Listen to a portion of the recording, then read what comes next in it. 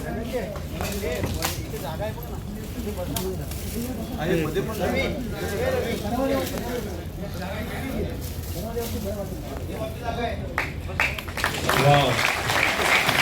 छान जोरदार टाळ्या यजमानांसाठी सुद्धा अतिशय सुंदर असं हे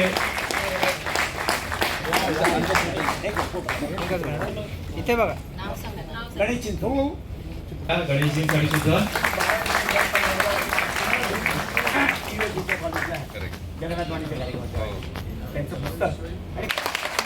थँक्यू थँक्यू. आता आणि जास्त वेळ न दवडता ज्याची आपण आतुरतेने वाट बघतोय म्हणजे ऑब्व्हियसली आपण सरांना बरेच कार्यक्रमांमध्ये सरकार योग असायला हवा.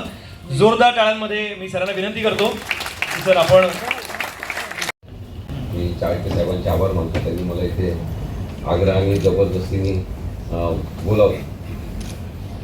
मी माफी मागतो पण त्यानिमित्ताने आपल्याला काही लोकांचं इथे ऐकायला मिळालं. त्याच्यामध्ये शिंदेताईंनी ज्या कविता म्हटल्या असतील किंवा गाणं म्हटलं असेल ते मी कल्पना करू शकतो, कारण की त्या स्वतः दोन निकाल दिले त्यांनी. शिवसेनेसंदर्भात एक दिला, एक राष्ट्रवादीचा. कोणता म्हणतात दोन्ही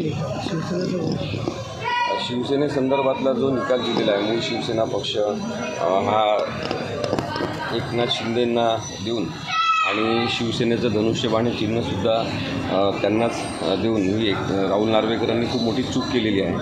तर सर्वोच्च न्यायालयाच्या निर्णयाचा तो अपमान आहे.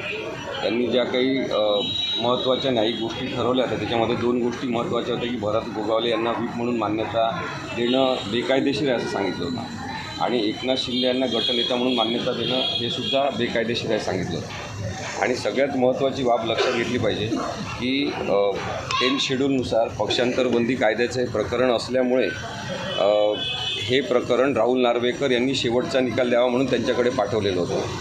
जेव्हा सर्वोच्च न्यायालयाचे सरन्यायाधीश आणि 4 अत्यंत अनुभवी न्यायाधीश असे 5 न्यायाधीशांचं बेंच हे सांगते की हा निर्णय तुम्ही द्यायचा आहे कारण की हे पक्षांतरबंदी कायद्याचं प्रकरण आहे.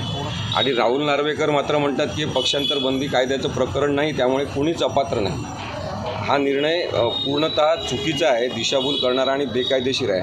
कारण की आपण एक प्रश्न राहुल नार्वेकर यांना विचारला पाहिजे की जर हे प्रकरण पक्षांतरबंदी कायद्याचं नव्हतं तर मग राहुल नार्वेकर यांना निर्णय देण्याचा कोणताच हक्क राहत नाही. त्यांनी ते प्रकरण सरळ एका ओळीचा आदेश देऊन परत सुप्रीम कोर्टाकडे पाठवायला पाहिजे होतं की हे प्रकरण पक्षांतरबंदी कायद्याचं नाही, त्यामुळे मी डिसाईड करू शकत नाही. संपूर्ण निर्णय त्यांना घेण्याचाच हक्क नाही आहे. आणि म्हणून मला वाटते की जसा निर्णय त्यांनी शिवसेनेच्या बाबत दिला तोच राष्ट्रवादी मूळ पक्षाबद्दल दिला आणि संपूर्ण बेकायदेशीरता प्रस्थापित करण्याचा प्रयत्न त्यांनी केलेला आहे. उद्धव ठाकरेंना राजकीय पक्षाचा व्हीपसुद्धा मिळेल, राजकीय पक्षसुद्धा परत मिळेल आणि शिवसेनेचं धनुष्यबाणसुद्धा परत मिळेल. सर्वोच्च न्यायालयाचा जो निकाल आहे त्याला अनुसरूनच पुढचा विचार आता सर्वोच्च न्यायालयाला करावा लागेल आणि त्यामुळे एकनाथ शिंदे हे गटकेचे राजे आहेत असं आपण समजू शकतो. आपण जरांगे पाटलांची कोणीतरी दिशाभूल केलेली आहे किंवा त्यांचा कोणीतरी मराठा आरक्षणाचा विषय पुढे करून वापर करत आहेत असं मला वाटते. सगळे सोयरे अशा प्रकारची व्याख्या जर कायद्यात घ्यायची असेल तर केवळ एखादा नोटिफिकेशन किंवा सर्क्युलर काढून तो बदल होऊ शकत नाही आणि त्यासाठी कायद्यामध्ये संबंधित बदल करावे लागतील. आणि म्हणून जरांगे पाटलांनी खरं तर मागणी केली पाहिजे की केंद्र सरकारने याबद्दलचा घटनात्मक बदल करून मराठा आरक्षणासाठी जागा तयार केली पाहिजे आणि त्यांना नरेंद्र मोदींनीच येऊन भेटलं पाहिजे असा त्यांनी आग्रह ठेवण्याची गरज आहे. इतर कोणी हे आरक्षण करू शकत नाही. त्यामुळे उद्याचं जे अधिवेशन, विशेष अधिवेशन या नावाखाली बोलवलेलं आहे ती एक परत दिशाभूल आणि धूळफेक आहे लोकांच्या नजरेमध्ये. असं कोणतंही आरक्षण देण्याचा हक्क सध्या तरी राज्य सरकारला नाही आहे. करायला पाहिजे होती. एकीकडे आपण पाहतो की निवडणूक आयोगानेच एक नोटिफिकेशन काढलेलं आहे की विद्यार्थ्यांचा, लहान मुलांचा वापर इलेक्शनच्या कामासाठी करू नये किंवा प्रचारासाठी करू नये आणि मग या पार्श्वभूमीवर शिक्षकांचासुद्धा असा गैरवापर होऊ नये यासाठी वेगळी यंत्रणा, ती स्वायत्त यंत्रणा निवडणूक आयोग त्यांनी स्वतःची टीम तयार केली पाहिजे आणि इलेक्शनच्या कामासाठी ग्रॅज्युएट असलेल्या लोकांना प्रशिक्षण देऊन त्यांना तात्पुरत्या कामासाठी त्यांनी घेतलं पाहिजे. निवडणुकीच्या कामकाजासाठी पगारदार म्हणून कोणाला तरी तात्पुरत्या स्वरूपात नेमणं हे अधिकार निवडणूक आयोगाला आहे. त्यांनी शिक्षकांना अशा प्रकारे वेठीस धरणं हे चुकीचं आहे. बघा, कायदेशीर दृष्टिकोनातून बघितलं तर हे सरकार अस्तित्वातच येणं चुकीचं आहे. परंतु सध्या असं आहे की निवडणूक आयोग हे केंद्र सरकारच्या सूचनेनुसार चालणारी एक बटिक संस्था झालेली आहे.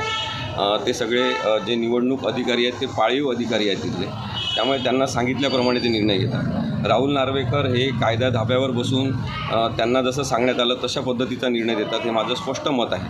आणि म्हणून सर्वोच्च न्यायालयाकडून शेवटची अपेक्षा केली जाऊ शकते, जिथे सगळे निर्णय हाणून पाडले जातील आणि कायदा प्रस्थापित केला जाईल. कायद्याचं राज्य प्रस्थापित करणं म्हणजे मूळ शिवसेना आणि मूळ राष्ट्रवादी शरद पवारांची यांना पुन्हा एकदा कायदेशीरता प्राप्त करून देणं ठरणार. नाही, आतापर्यंत काँग्रेस महाराष्ट्रातला एकमेव पक्ष होता जो फुटला नव्हता, पण त्यांनी अशोक चव्हाणांना आपल्यामध्ये आता घेतलेलं आहे. आणि मला असं वाटते की काँग्रेसमुक्त राजकारण करायचं असं जे स्वप्न दाखवत होते भाजप, तर ते काँग्रेसयुक्त भाजप आता झालेली आहे. आणि काँग्रेसच्या जेवढ्या लोकांना आणि इतर पक्षाच्या जेवढ्या लोकांना भाजपनी घेतलेलं आहे, एकनाथ शिंदेसह ज्यांना भाजपनी आपल्याजवळ बसवलेलं आहे, ते सगळे भाजप पक्ष याच्यानंतर फोडण्यासाठी मुख्य कारणीभूत ठरणार. आणि ही खूप मोठी डोकेदुखी भाजपनी घेतलेली आहे. राजकीय चूक ते करत आहेत, हे त्यांच्या लवकरच लक्षात येईल. छत्रपती शिवाजी महाराजांचा मोठ्या प्रमाणामध्ये राजकीय वापर होणं हे दुर्दैवाचं लक्षण आहे. छत्रपती शिवाजी हे जाणता राजा होते, कारण की जनतेचा एकही पैसा ते आपल्या स्वतःच्या कामासाठी आणि प्रसिद्धीसाठी तर मुळीच करत नव्हते. आज आपण पाहतो की जी जाहिरातबाजी सुरू आहे, म्हणजे केवळ जाहिरातबाजीच्या भरोशावर कोण पंतप्रधान होणार असं ठरवायचं असेल तर महाराष्ट्रात ज्या जाहिरातबाजी आपण पाहिल्या तर एकनाथ शिंदे हे पंतप्रधान पदाच्या शर्यतीतच आहे असं आपल्याला दिसते. त्यामुळे छत्रपती शिवाजी महाराज असते तर सगळा रोष त्यांनी सर्वात पहिले एकनाथ शिंदेवर व्यक्त केला असता, देवेंद्र फडणवीसांवर व्यक्त केला असता, सरकारच्या या जाहिरातबाजीवर केला असता की सामान्यातल्या सामान्य माणसासाठी पैसा खर्च करणं आवश्यक असताना तुम्ही जाहिरातबाजी कशी काय करू शकता. त्यामुळे हे जाणता राजाचं मर्म जाणत नाहीत. यांना शिवाजी छत्रपती महाराजांचा कोणताही आदर नाही आणि शिवाजी महाराजांच्या धोरणांचा यांचा विचार नाही. यांना म्हणून फक्त शिवाजी महाराजांना घोड्यावर बसून त्याचं भावनिक राजकारण करायचं आहे आणि महाराष्ट्रातल्या जनतेला आता हे दिसायला लागतं. नाही बघा, जे संस्कृतीच्या गोष्टी करतात त्यांनी असंस्कृतपणे वागण्याचा जर ठेका घेतला असेल तर लोकशाहीबद्दल बोलणाऱ्यांवर ते आक्रमण करूच शकतात. परंतु पुण्यामध्ये जो हल्ला झाला त्याच्यातून तिथल्या भाजपच्या मूळच्या लोकांनासुद्धा वाईट वाटलेलं आहे की ही संस्कृती जी आहे ती भाजपमध्ये आयात केलेल्या गुंड लोकांनी आणलेली आहे. आणि त्यामुळे भाजपचे लोकंसुद्धा स्वतः पुण्यातले या सगळ्या प्रकारावर नाराज आहेत. मला असं वाटतं की जोपर्यंत अशी नाराजी आहे तोपर्यंत आपण कुठेतरी लोकशाही टिकून राहील अशी अपेक्षा करू शकतो.